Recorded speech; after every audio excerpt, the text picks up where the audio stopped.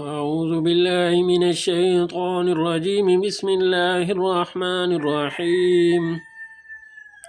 ولقد أرسلنا إلى أمم من قبلك فأخذناهم بالبأساء والضراء لعلهم يتضرعون فلولا إذ جاءهم بأسنا تضرعوا ولكن قست قلوبهم وزين لهم الشيطان ما كانوا يعملون فلما نسوا ما ذكروا به فتحنا عليهم أبواب كل شيء حتى إذا فرحوا بما أوتوا أخذناهم بغتة فإذا هم مبلسون فقطع دابر القوم الذين ظلموا والحمد لله رب العالمين. قل أرأيتم إن أخذ الله سمعكم وأبصاركم وختم على قلوبكم من إله غير الله يأتيكم به انظر كيف نصرف الآيات ثم هم يصدفون.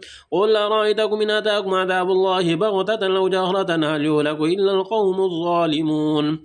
وما نرسل المرسلين إلا مبشرين ومنذرين فمن آمن وأصلح فلا خوف عليهم ولا هم يحزنون والذين كذبوا بآياتنا يمسهم العذاب بما كانوا يفسقون.